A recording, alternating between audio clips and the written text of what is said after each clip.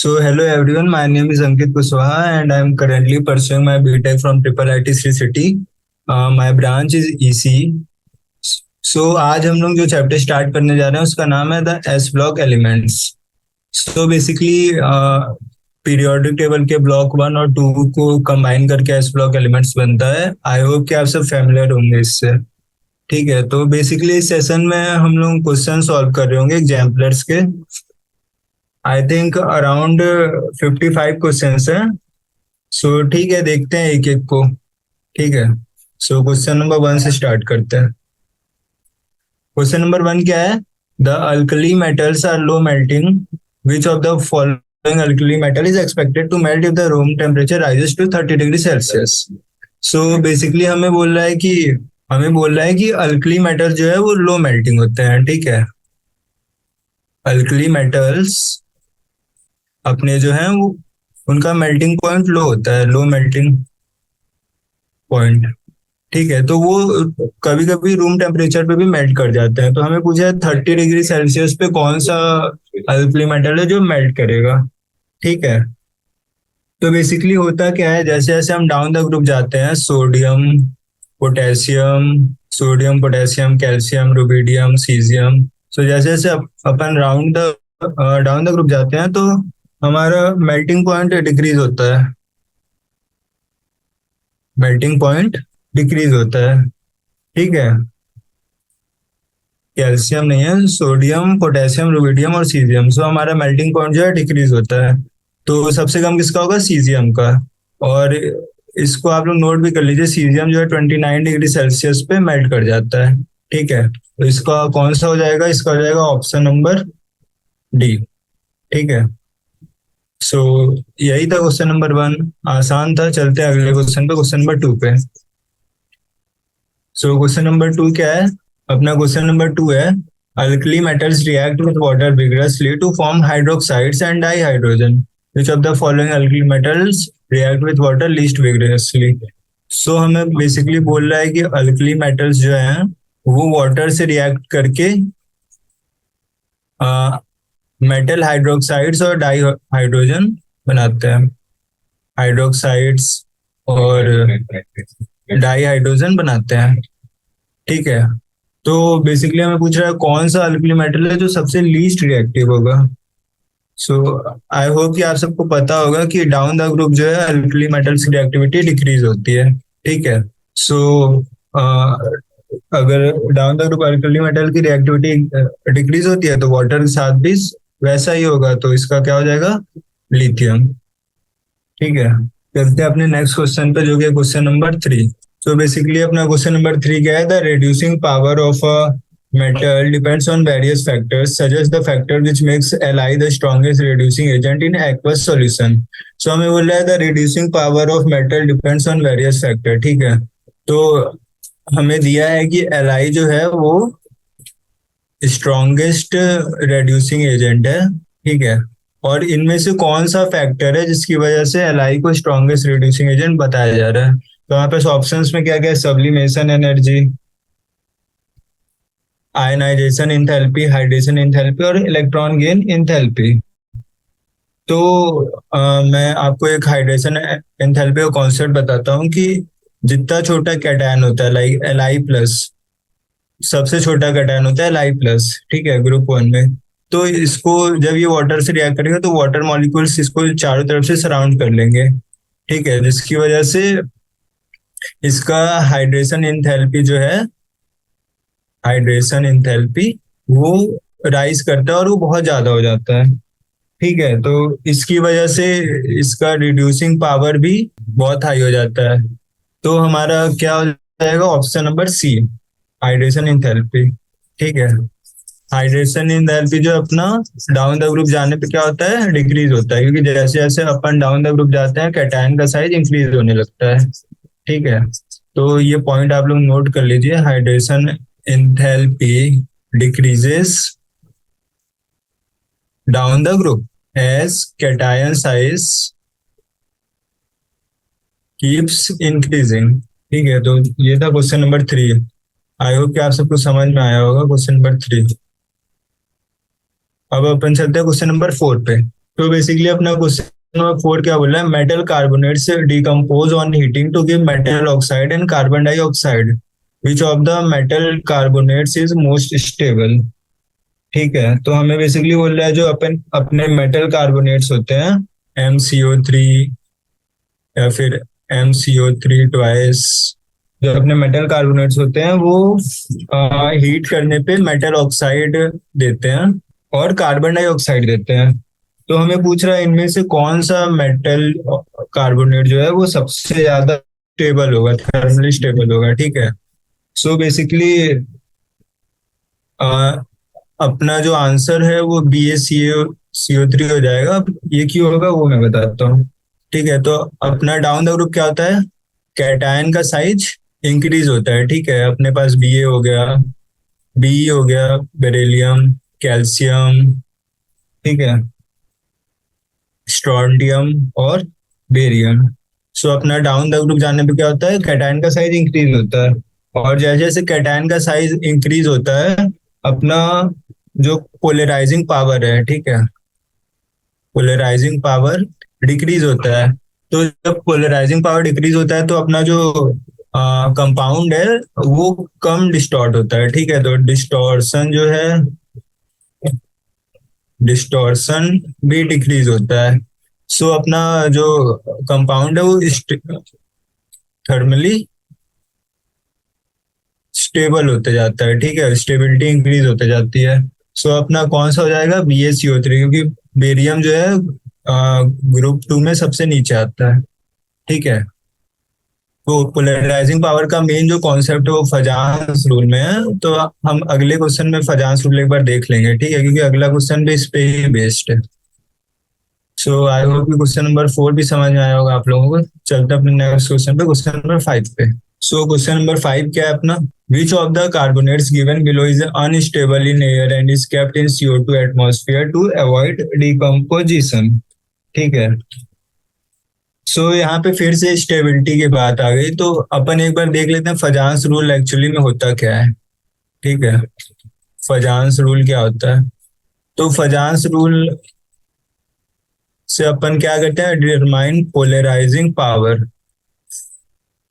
Of elements. किसी भी element का पोलराइजिंग पावर क्या होगा उसको डिफाइन करने के लिए अपन फजांस रूल लगाते हैं। ठीक है, सो इसमें बेसिकली क्या क्या इंपॉर्टेंट पॉइंट होते हैं, जैसे जैसे कैटायन का साइज इंक्रीज होता है अपना पोलराइजिंग पावर भी इंक्रीज होता है।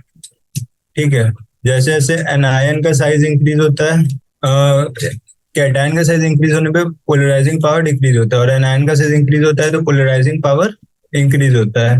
ठीक है, कैटायन का जो चार्ज है वो इंक्रीज होता है तो भी पोलराइजिंग पावर इंक्रीज होता है, और एनायन का जो चार्ज है वो इंक्रीज होता है तो क्या होता है, तो भी अपना पोलराइजिंग पावर इंक्रीज होता है। सो बेसिकली जितना छोटा कैटायन रहेगा उतना ज्यादा पोलराइजिंग पावर होगा, और जितना बड़ा एनायन रहेगा उतना ज्यादा पोलराइजिंग पावर होगा। ठीक है, और चार्ज तो जितना ज्यादा है उतना अच्छा है, उतना ज्यादा पोलराइजिंग पावर होगा। तो बेसिकली यही था अपना फजांस रूल। अब देखते हैं इसका आंसर क्या होगा। तो अपने ऑप्शंस क्या क्या है, BeCO3, MgCO3, CaCO3 और BaCO3। सो बेसिकली एनायंस तो सारे सेम है, तो अब अपन कैटायंस देखते हैं। कैटायंस क्या होगा, Be, Mg, Ca और Ba। तो B2 प्लस का साइज जो है सबसे छोटा होता है, उसके बाद आता है Mg2 प्लस, उसके बाद आता है अपना Ca2 प्लस, और लास्ट में आता है Barium 2 प्लस। सो सबसे छोटा बेरिलियम है, तो इसका पोलराइजिंग पावर जो है सबसे हाई होगा। ठीक है, सो ये क्या होगा, सबसे ज्यादा अनस्टेबल होगा, क्योंकि ज्यादा पोलराइजिंग पावर है मतलब बहुत जल्दी डिस्टॉर्ट हो जाएगा। ठीक है, तो सबसे ज्यादा अनस्टेबल क्या होगा, BeCO3। सो बेसिकली इसका आंसर क्या हो जाएगा, BeCO3। ठीक है, और इसे CO2 के एटमॉस्फेयर में रखा जाता है ताकि डिकम्पोजिशन अवॉइड कर सके। सो क्वेश्चन नंबर 5 आई होप कि समझ में आया होगा आप लोगों को। चलते हैं क्वेश्चन नंबर 6 पे। सो बेसिकली क्वेश्चन नंबर 6 क्या है, metals form basic hydroxides, which of the following metal hydroxide is the least basic. So हमें क्या बोल रहा है, जो अपने मेटल हैं वो बेसिक हाइड्रोक्साइड्स बनाते हैं, ठीक है। सो मैं एक आपको basic nature of hydroxides is directly proportional to metallic character of the metal, ठीक है। जितना ज्यादा मेटेलिक कैरेक्टर होगा उतना ज्यादा बेसिक होगा अपना हाइड्रोक्साइड। और डाउन द ग्रुप क्या होता है, down the group metallic character increase होता है। मेटेलिक कैरेक्टर क्यों इंक्रीज होता है, क्योंकि साइज इंक्रीज होता है एटम का, और चार्ज, जो न्यूक्लियर चार्ज है वो डिक्रीज होता है, तो इलेक्ट्रॉन आसानी से लूज हो जाता है, इसलिए मेटेलिक कैरेक्टर इंक्रीज होता है, ठीक है। Increases down the group. So अपना मेटलिक कैरेक्टर इंक्रीज होगा तो अपना बेसिक नेचर भी डाउन द ग्रुप इंक्रीज होगा। और अपना क्या क्या ऑप्शन है, MgOH twice, CaOH twice, SrOH twice, strontium hydroxide और बेरियम हाइड्रोक्साइड। सो सबसे ज्यादा बेसिक नेचर कौन सा होगा, सबसे ज्यादा बेसिक आपका हो जाएगा BaOH ट्वाइस, ठीक है। और हमें क्वेश्चन में क्या पूछा है, हमें क्वेश्चन पूछा है लीस्ट बेसिक, तो लीस्ट बेसिक क्या हो जाएगा, MgOH ट्वाइस, ठीक है। ये अपना लीस्ट हो गया। सो यही था क्वेश्चन नंबर 6। आई होप कि आप लोगों को समझ में आया होगा क्वेश्चन नंबर 6। अब चलते हैं क्वेश्चन नंबर 7 पे। सो बेसिकली क्वेश्चन नंबर 7 क्या है, some of the group 2 metal halides are covalent and soluble in organic solvents. So अपना जो मेटल हैलाइड्स हैं वो बोल रहा है कोवेलेंट है, ठीक है। कौन से ग्रुप के, ग्रुप 2 के। And soluble in organic solvents, और सॉल्युबल भी हैं, सॉल्युबल इन ऑर्गेनिक सॉल्वेंट्स। सो हमें पूछा among the following metal halides the one which is soluble in ethanol is, ठीक है। तो इसका क्या हो जाएगा, इसका आंसर हो जाएगा BeCl2। क्यों, क्योंकि BeCl2 जो है वो हाईली कोवैलेंट होता है। क्यों, क्योंकि इसका पोलराइजिंग पावर सबसे ज्यादा है। अभी मैंने बताया ना, जितना छोटा अपना कैटायन होगा उतना ज्यादा पोलराइजिंग पावर होगा।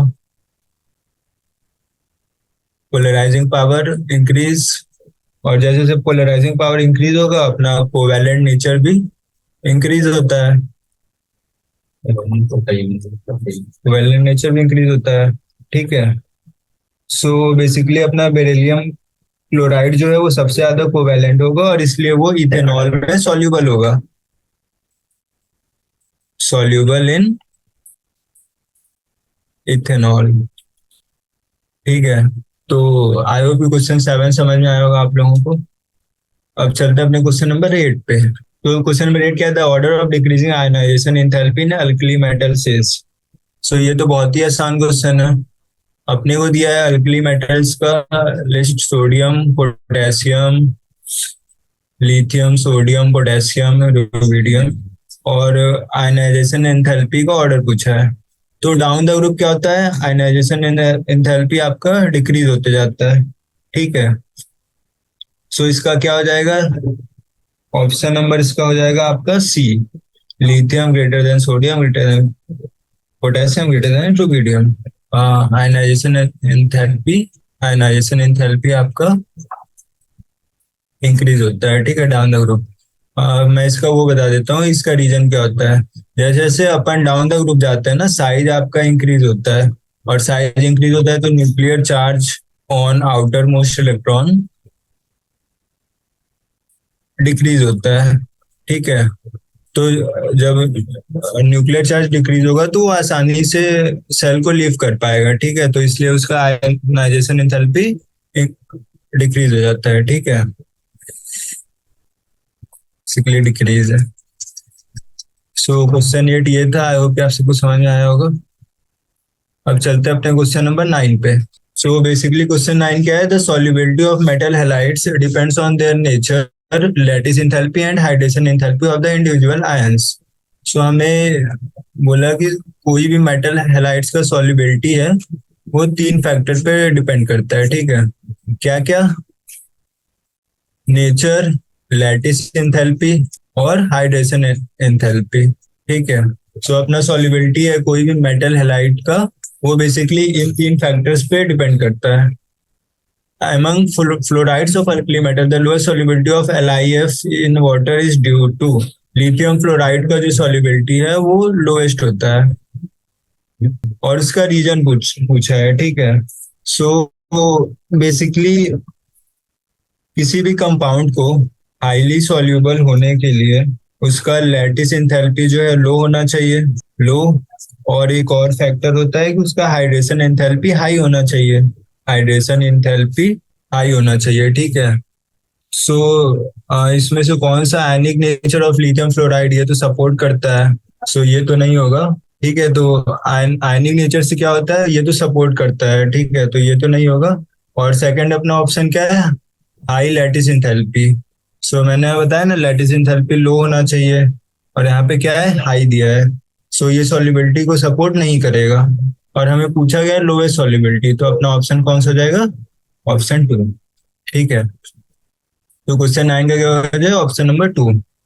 सो आसान था, केवल सॉल्युबिलिटी का कॉन्सेप्ट पता होना चाहिए कि सॉल्युबिलिटी किसी भी मेटल हाइड का जो है तीन फैक्टर पर डिपेंड करता है, नेचर, लैटिस एंथैल्पी और हाइड्रेशन एंथैल्पी।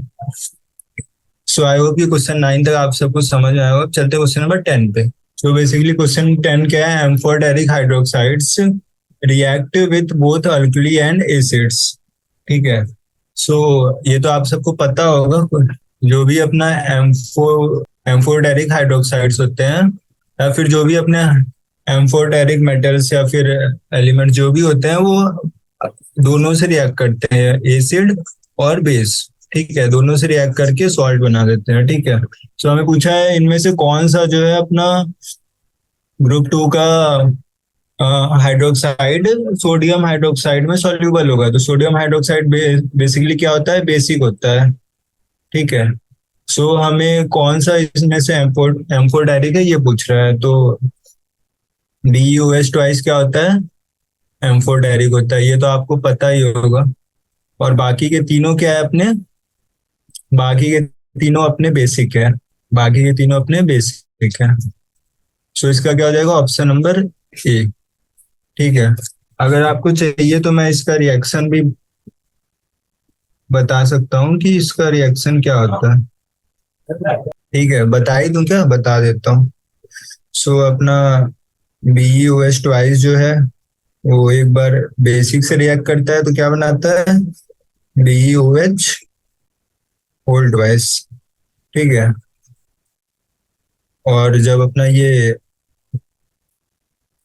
HCl से रिएक्ट करता है, मतलब एसिड से रिएक्ट करता है, तो क्या बनाता है, BeCl2 बेरिलियम क्लोराइड, और साथ में अपना वाटर, ठीक है। सो ये अपना एसिडिक रिएक्शन हो गया, एसिड से रिएक्ट किया, और यहाँ पे अपना बेस से रिएक्ट किया, ठीक है।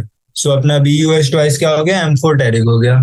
सो ठीक है, क्वेश्चन नंबर 10 का क्या हो गया, ऑप्शन ए, एम्फोटेरिक। सो यही था, आई होप कि क्वेश्चन 10 भी समझ आया होगा, आसान ही था। अब चलते हैं अपने क्वेश्चन नंबर 11 पे। सो बेसिकली क्वेश्चन नंबर 11 अपना क्या पूछ रहा है देखते हैं।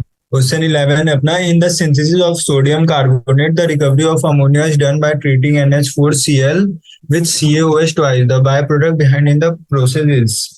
सो बेसिकली यहाँ पे सॉल्वे प्रोसेस, अगर आप लोगों ने याद रखा होगा तो सॉल्वे प्रोसेस क्या होता है, मैं एक बार बता देता हूँ। सॉल्वे प्रोसेस बेसिकली होता है अपना NaCl plus ammonia plus carbon dioxide plus water, इन चारों को एक साथ डालते हैं तो अपना अमोनियम क्लोराइड और NaSCO3 मिलता है, ठीक है। फिर अपन क्या करते हैं, NaSCO3 को हीट करते हैं, सो अपना सोडियम बाइकार्बोनेट मिलता है। और अपना जो अमोनियम क्लोराइड है उसका रिएक्शन अपन CaOH ट्वाइस कैल्शियम हाइड्रोक्साइड से कराते हैं, तो अपने को CaCl2 plus water plus ammonia मिलता है। सो बेसिकली इसको, इस रिएक्शन को अमोनिया रिकवरी रिएक्शन भी बोलते हैं, अमोनिया रिकवरी रिएक्शन, क्योंकि हमें as a by product ammonia मिल रहा है, ठीक है, बाई प्रोडक्ट अमोनिया मिल रहा है, तो सो इसको अमोनिया रिकवरी रिएक्शन भी बोलते हैं। सो अपना कौन सा हो जाएगा, 11th का अपना हो जाएगा CaCl2। CaCl2 भी है ना अपना एक बाई प्रोडक्ट, और अमोनिया तो है ही। सो 11th को ऑप्शन नंबर क्या हो गया, 1। ठीक है। सो आई होप कि क्वेश्चन नंबर 11 तक आप सबको समझ आया होगा। अब चलते हैं क्वेश्चन नंबर 12 पे। तो बेसिकली क्वेश्चन नंबर 12 क्या है, when sodium is dissolved in liquid ammonia, a solution of deep blue color is obtained, the color of the solution is due to। सो हमें बेसिकली क्या बोल रहा है क्वेश्चन नंबर 12 पे, हमें एक सॉल्यूशन दिया हुआ है, ठीक है, जिसमें X+Y मोल्स ऑफ NH3 है। ठीक है। और इसमें अपन क्या कर रहे हैं, Na के एलिमेंट्स को डाल रहे हैं। तो Na क्या करेगा, Na का तो पता ही है, वो इलेक्ट्रॉन लूज करेगा और Na+ में कन्वर्ट हो जाएगा। उसके बाद जो अपना Na+ है सॉल्यूशन में, प्लस अपना X+Y मोल्स ऑफ NH3 है, और अपने जो फ्री इलेक्ट्रॉन्स है ये सब आपस में रिएक्ट करके क्या बना लेंगे, NaNH3 प्लस ENH3Y। ठीक है। सो बेसिकली अपना ये क्या हो गया, अमोनिएटेड इलेक्ट्रॉन्स हो गए, अमोनिएटेड इलेक्ट्रॉन्स। सो ये NH3 जो फ्री इलेक्ट्रॉन्स है ना उनके साथ कंबाइन कर जाएगा, और अमोनिएटेड इलेक्ट्रॉन्स इसको ही कहते हैं बेसिकली। ठीक है। और यहाँ पे क्या हो रहा है, यहाँ पे Na के जो भी Na+ के जो भी कैटायंस थे उसको NH3 ने चारों तरफ से घेर लिया है, ऐसा हुआ है यहाँ पे, और NaNH3 का मॉलिक्यूल बन गया है। ठीक है। सो आसान था क्वेश्चन नंबर 12। चलते हैं अपने नेक्स्ट क्वेश्चन पे, जो कि क्वेश्चन नंबर 13। क्वेश्चन 12 का क्या है, ऑप्शन ए अमोनिएटेड इलेक्ट्रॉन्स। तो क्वेश्चन 13 क्या है, by adding gypsum to cement setting time of cement becomes less, setting time of cement increases, color of cement becomes light, shining surface is obtained। so इसका option be setting time of cement increase होता है। ठीक है, ये एक fact है, इसको याद रखिए। जिप्सम में सीमेंट ऐड करेंगे तो आपका सेटिंग टाइम जो है, setting time of cement increases. ठीक है। सो क्वेश्चन 13 का क्या हो जाएगा, ऑप्शन नंबर 2। अब चलते हैं अपने क्वेश्चन नंबर 14 पे। सो क्वेश्चन नंबर 14 क्या है, dead burn plaster is. Okay, so देखते हैं। सो बेसिकली अपना क्वेश्चन 14 क्या बोल रहा है, डेड बर्न प्लास्टर किसको कहते हैं। ठीक है। सो अपना जिप्सन क्या होता है, CaSO4.2H2। ठीक है, ये अपना होता है जिप्सन। अपन जब इसको हीट करते हैं अब 393 केल्विन के टेम्परेचर पे, तो अपने को क्या मिलता है, CaSO4 प्लस H2O के मॉलिक्यूल्स मिलते हैं। ठीक है। सो ये अपना एनहाइड्रस कैल्शियम सल्फेट जो है, एनहाइड्रस कैल्शियम सल्फेट, इसको ही अपन क्या बोलते हैं, डेड बर्न्ड प्लास्टर। ठीक है। जब अपना जिप्सन में से वाटर निकल जाता है और एनहाइड्रस कैल्शियम सल्फेट बचता है, तो इसको ही अपन डेड बर्न्ड प्लास्टर बोलते हैं। तो अपना क्वेश्चन नंबर 14 का क्या हो गया, CaSO4।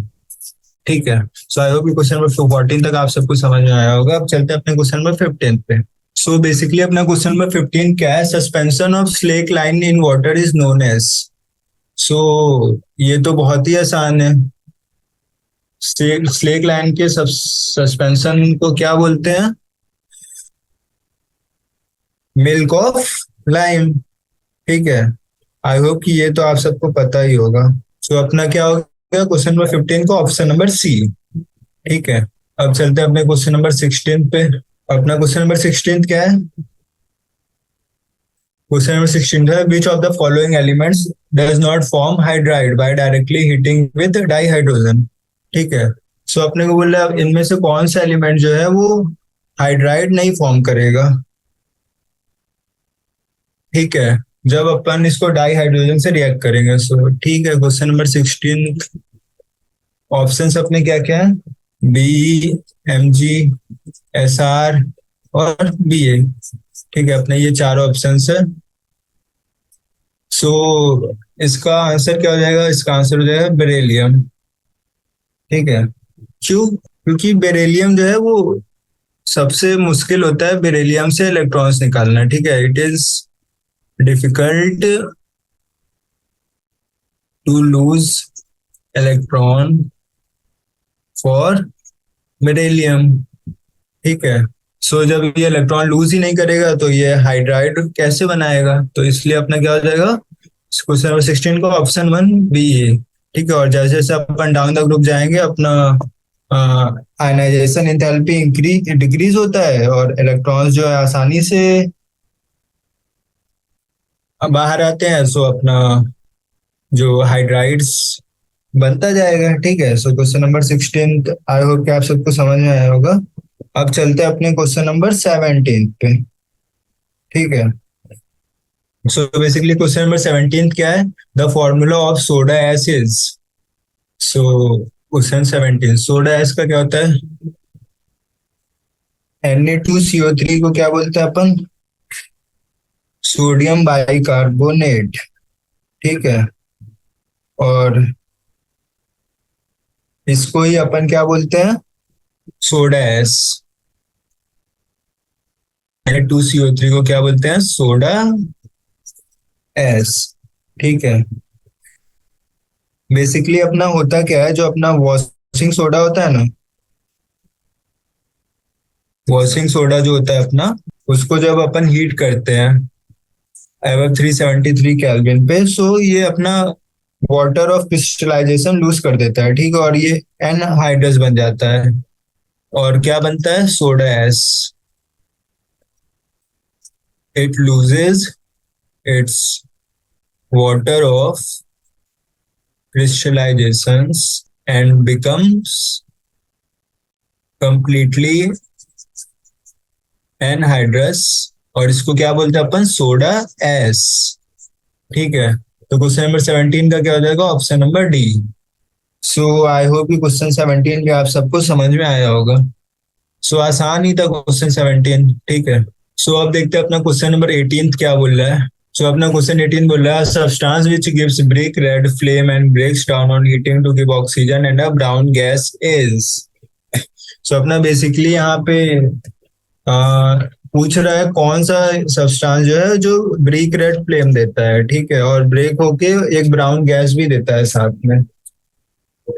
सो अपने को पता है ना फ्लेम टेस्ट, एक बार फ्लेम टेस्ट को डिटेल में देख लेते हैं थोड़ा, ताकि इस तरह के जितने भी क्वेश्चन हो जाए वो अपने बन जाएंगे। तो लिथियम कौन सा कलर का फ्लेम देता है, क्रिम्सन रेड। सोडियम कौन से कलर का फ्लेम देता है, सोडियम देता है आपको येलो कलर का फ्लेम, ठीक है।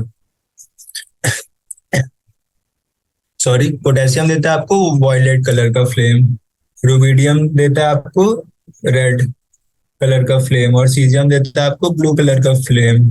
तो ये तो हो गया ग्रुप 1 अल्कली मेटल्स। ग्रुप 2 में क्या होता है, ग्रुप 2 में आपका बेरिलियम और मैग्नीशियम फ्लेम टेस्ट में फेल हो जाते हैं, ठीक है, ये कोई भी कलर का फ्लेम नहीं देते हैं। अपना फिर कैल्शियम जो है वो देता है ब्रिक रेड, अपना स्ट्रोंटियम जो है वो देता है क्रिम्सन रेड, और अपना बेरियम जो है वो देता है Apple green, Apple green colour देता है फ्लेम टेस्ट में, ठीक है। सो अपना क्वेश्चन बेसिकली क्या था, अपने को ब्रिक रेड पूछा है, तो ब्रिक रेड कौन सा दे रहा है, कैल्शियम, ठीक है। और ब्राउन गैस का रेफरेंस भी है, सो मैं थोड़ा सा बता देता हूँ ब्राउन गैस के बारे में। किसी भी क्वेश्चन में आपको ब्राउन गैस दिखे ना, ब्राउन गैस, सो समझ जाना या तो यहाँ पे आपको NO2 की बात हो रही है, या तो ब्रोमीन के वेपर्स की बात हो रही है, या फिर CrO2Cl2, chromyl chloride gas, chromyl chloride gas, इसकी बात हो रही है, ठीक है। सो यहाँ पे बेसिकली सारे ऑप्शंस में नाइट्रेट नाइट्रेट दे रखा है, सो अपना आंसर क्या हो जाएगा, कैल्शियम नाइट्रेट, ठीक है। सो क्वेश्चन 18 आई होप कि आप सबको समझ में आया होगा। अब चलते हैं अपने क्वेश्चन नंबर 19 पे। सो बेसिकली क्वेश्चन नंबर 19 क्या बोल रहा है, which of the following statements is true about CaOH twice. So अपने को दिया है CaOH होल ट्वाइस, और पूछा है इनमें से कौन सा स्टेटमेंट सही है। सो अपना ऑप्शंस क्या क्या है? पहला ऑप्शन है अपना, it is use in the preparation of bleaching powder. दूसरा, it is a light blue solid. तीसरा, it does not possess disinfectant property. चौथा, it is use in the manufacturer of cement. ठीक है। सो कौन सा हो जाएगा इसका? बेसिकली हो जाएगा option number A one, it is use in the preparation of bleaching powder. ठीक है। सो अपन क्या करते हैं, इसका रिएक्शन भी लिख लेते हैं क्योंकि ये बहुत इंपॉर्टेंट है। CaOH twice plus 2Cl2 chlorine के साथ रिएक्ट करेंगे, क्लोरीन गैस को पास करते हैं तो क्या बनता है, CaOCl2 प्लस CaCl2, और इन दोनों को कंबाइन करके क्या बोलते हैं अपन, ब्लीचिंग पाउडर। ठीक है। सो ये हो गया अपना ब्लीचिंग पाउडर, और साथ में अपने को वाटर भी मिलता है। अपना बेसिकली ब्लीचिंग पाउडर क्या होता है, CaOCl2। ठीक है। सो क्वेश्चन नंबर 19 आई होप कि समझ में आया होगा आप लोगों को। चलते हैं क्वेश्चन नंबर 20 पे। सो बेसिकली क्वेश्चन नंबर 20 क्या बोल रहा है, a chemical A is use for the preparation of washing soda to recover ammonia. कोई एक केमिकल ए है, क्वेश्चन नंबर 20। तो ये केमिकल ए है, इसका अपन यूज करते हैं इन the preparation of washing soda. Purpose क्या होता है, टू रिकवर अमोनिया। सो अभी हमने सॉल्वे टेस्ट पढ़ा ना, उसमें दिया हुआ था, तो कौन सा अपना था एलिमेंट, सॉरी कौन सा केमिकल था अपना अपना CaOH ट्वाइस था। ठीक है। सो बेसिकली इसका क्या हो जाएगा, इसका हो जाएगा option number C, CaOH twice. और भी दो चीज दिया हुआ है, when CO2 is bubble through an aqua solution of A, the solution turns milky. ये तो पता ही है आप सबको कि मिल्की हो जाता है जब आप CaOH ट्वाइस में CO2 को पास करते हैं, तो अपना कैल्शियम कार्बोनेट बनता है जो कि मिल्की होता है। ठीक है। सो बेसिकली अपना और एक क्या दिया है, it is use in white washing due to disinfectant nature. ठीक है। सो अपना क्या हो गया, option number 3, CaOH twice. So अब चलते हैं बेसिकली अपने नेक्स्ट क्वेश्चन पे, क्वेश्चन नंबर 21। तो अपना क्वेश्चन 21 क्या है, क्वेश्चन 21 है dehydration of hydrates of halides of calcium, barium and strontium. So अपने को हाइड्राइड्स दिए हैं 3 हैलाइड्स के। इसके दिए हैं CaCl2 6H2O, और दिया है BaCl2 2H2O, और अपने को दिया है SrCl2 2H2O। और अपने को पूछा है इनमें से कौन सा जो है स्टेटमेंट सही है। ठीक है।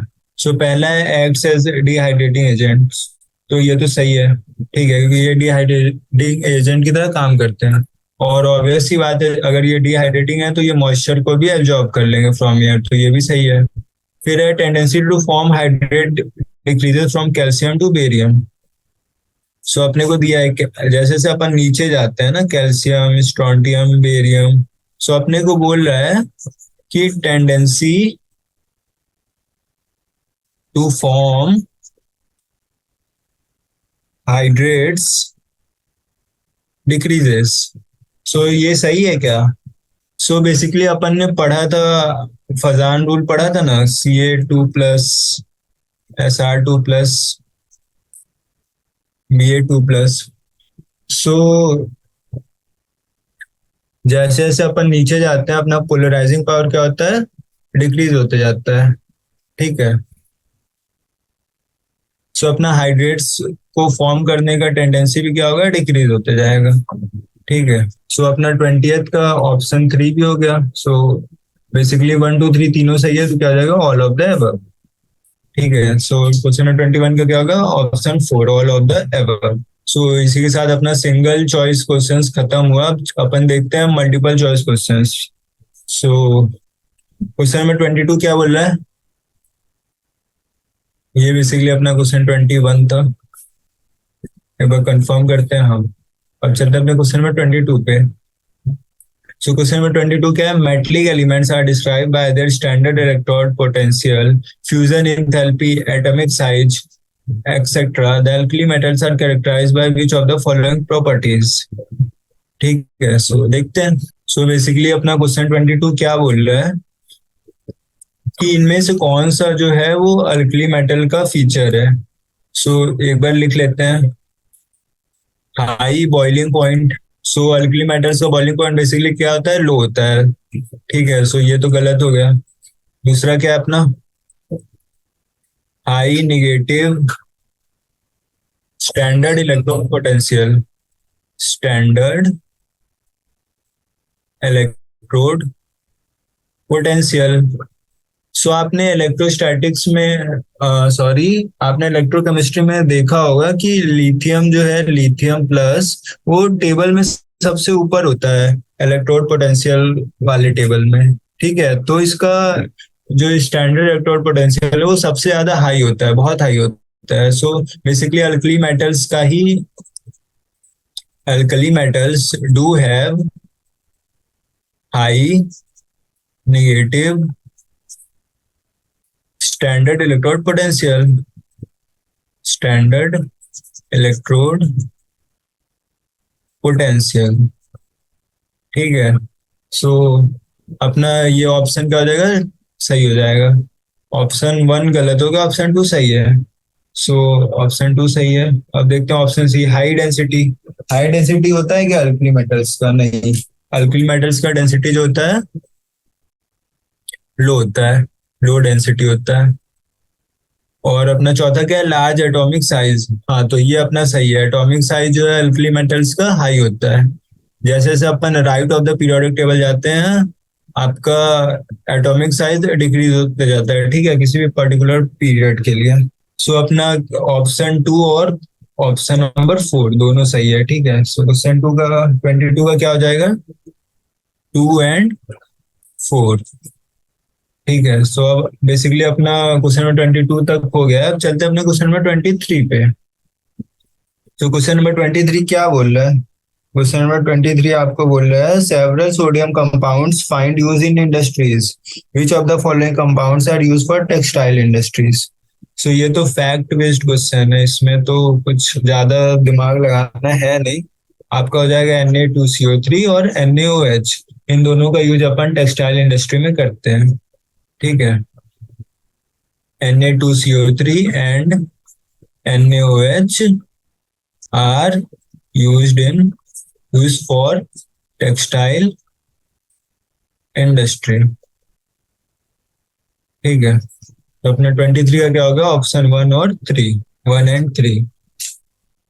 सो आई होप कि क्वेश्चन नंबर 23 पे आप सबको समझ में आया होगा। अब चलते हैं अपने क्वेश्चन नंबर 24 पे। तो बेसिकली क्वेश्चन नंबर 24 क्या है, which of the following compounds are readily soluble in water.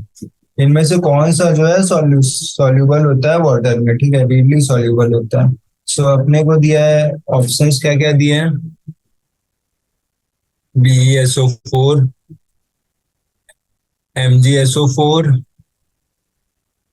BeSO4 और SrSO4।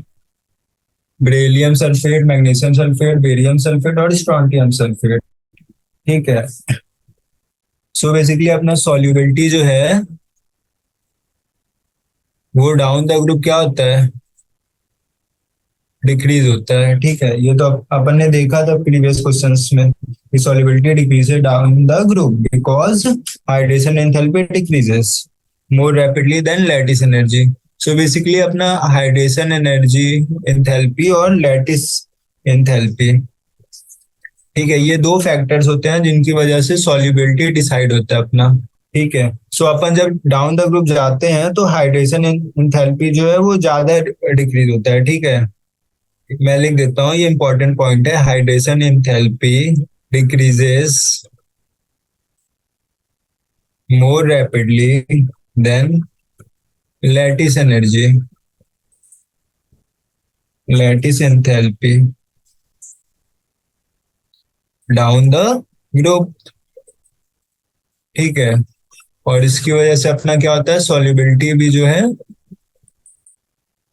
Solubility decreases down the group. ठीक है, सो अपना क्या हो जाएगा ऑप्शन, अपना ऑप्शन हो जाएगा BeSO4 और MgSO4 ऊपर के दो जो है वो रीडली सॉल्युबल होते हैं, मतलब हाईली सॉल्युबल होते हैं, ठीक है।